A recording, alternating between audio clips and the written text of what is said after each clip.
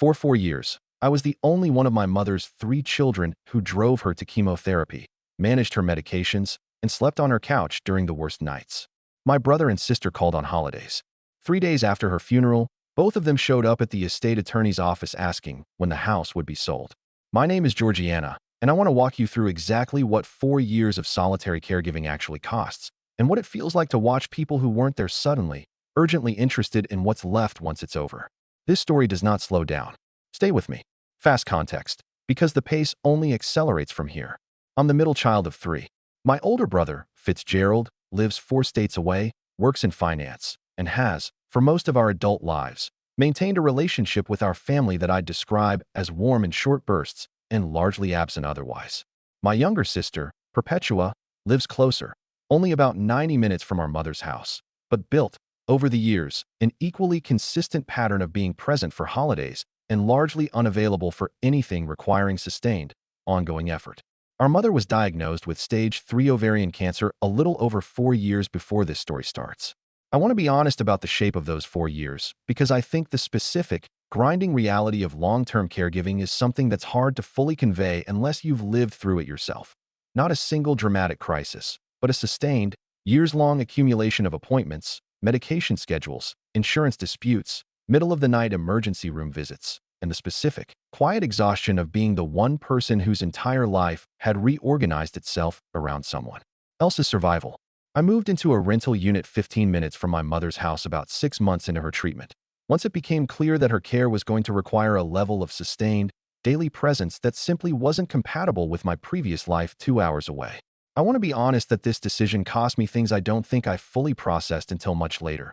A serious relationship that didn't survive the strain of my constant unavailability, a promotion I turned down because it would have required travel I couldn't manage alongside her care, for years of my own life that I gave over almost entirely to keeping my mother alive and as comfortable as possible. I want to describe what Fitzgerald and Perpetua's involvement actually looked like during those 4 years, because I think the contrast matters enormously to understanding what happened after. Fitzgerald visited twice a year, generally around major holidays, staying 2 or 3 days each time, genuinely present and warm during those visits, but essentially absent for the other 360 days. Perpetua visited more frequently, roughly once a month, usually for an afternoon, often citing her own busy schedule with her 2 young children as the reason she couldn't do more, an explanation I understood and never resented, exactly, but that meant, in practical terms, that the actual daily weight of our mother's care fell entirely, consistently, on me. I want to describe one specific night, about 2 years into her treatment, because I think it captures the texture of that entire period more clearly than any general summary could. Our mother had a severe reaction to a new medication at around 2 in the morning, and I spent the following 6 hours in an emergency room, alone, making decisions about her care, calling her oncologist's after-hours line, holding her hand while she was frightened and in pain. I texted the family group chat an update around 4 that morning, mostly so Fitzgerald and Perpetua would know what was happening. Neither of them called. Fitzgerald responded, around 9 that morning, with "Oh no, keep us posted, hope she's okay." Perpetua didn't respond until that evening. I want to be honest that I don't share this to suggest either of my siblings were monstrous or uncaring. I don't believe that, and I want to be careful about how I characterize them, because I think the actual truth is more complicated and, in some ways, more common than outright villainy. They loved our mother, genuinely, and they simply, consistently, allowed the practical weight of that love to fall on someone else, year after year, because I had made it possible for them to do so. Our mother passed away 4 years and 2 months after her initial diagnosis, at home, with me beside her, exactly the way she'd told me, many times over those years, that she wanted it to happen. I want to be honest that her death, when it finally came, arrived as both a devastating loss and a strange, complicated kind of relief, an exhaustion so deep and sustained that I genuinely didn't have full access to my own grief for several days afterward, my body and mind still operating in the specific, hypervigilant caregiver mode I'd lived inside for 4 straight years. The funeral happened 6 days after she passed, and I want to describe what I noticed during it, because it foreshadowed everything that followed. Fitzgerald and Perpetua were both present, both visibly emotional, both accepting condolences from the extended family and friends who attended, occupying, in the eyes of everyone else in that room, exactly the same position of grieving child that I did, a position that, I want to be honest, I don't think either of them had actually earned through the preceding 4 years, though I said nothing about it at the time. Too exhausted and too consumed by my own grief to have the capacity for that particular conversation in the middle of a funeral. 3 days after the funeral, I received a call from the estate attorney my mother had used for years, informing me that Fitzgerald and Perpetua had both, independently, already reached out to schedule a meeting to review the will and discuss next steps regarding the house.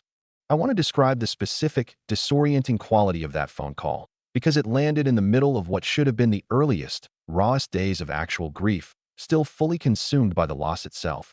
Being informed that my siblings' first substantive action after our mother's death was to initiate contact with the estate attorney about the house.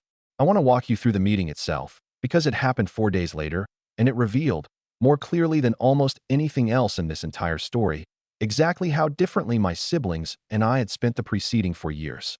The will, as it turned out, largely reflected an assumption my mother had made years earlier, before her diagnosis, dividing her estate, primarily the house and a modest investment account, equally among the three of us, a standard, unremarkable arrangement that had never been updated to reflect the specific, sustained caregiving burden I'd carried for the 4 years since.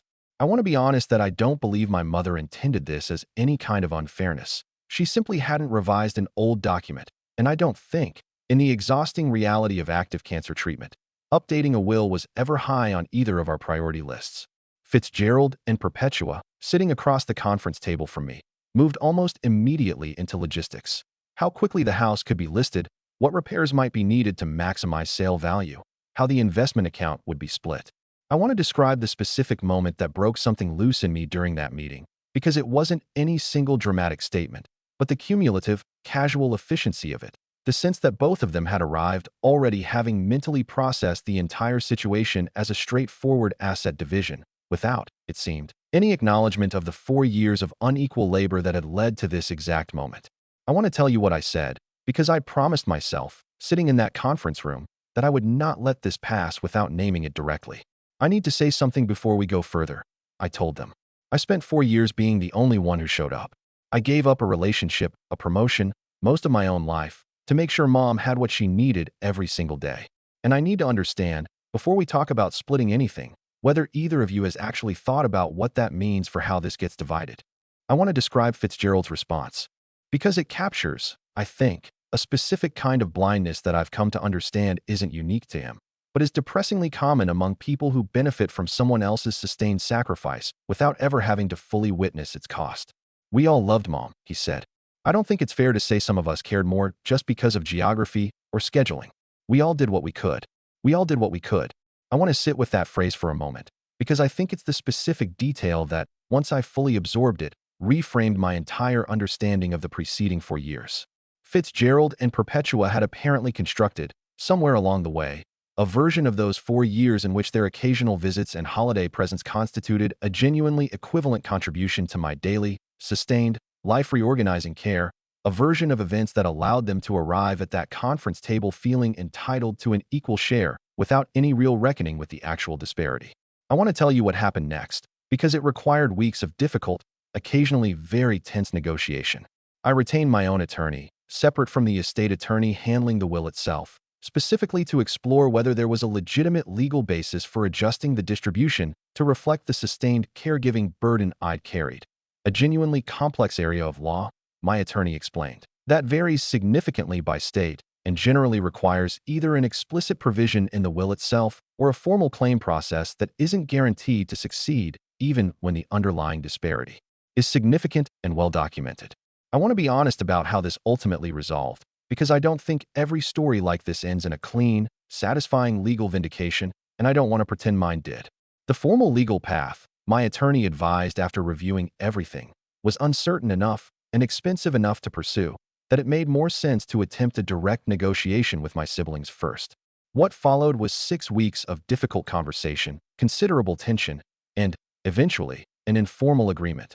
Not a legal restructuring of the will itself, but a voluntary adjustment Fitzgerald and Perpetua both ultimately agreed to, allocating a larger share of the investment account to me specifically in recognition of the caregiving years, while the house itself was sold and the proceeds split according to the original will's equal terms. I want to be honest that this outcome left me with complicated feelings that I don't think have ever fully resolved.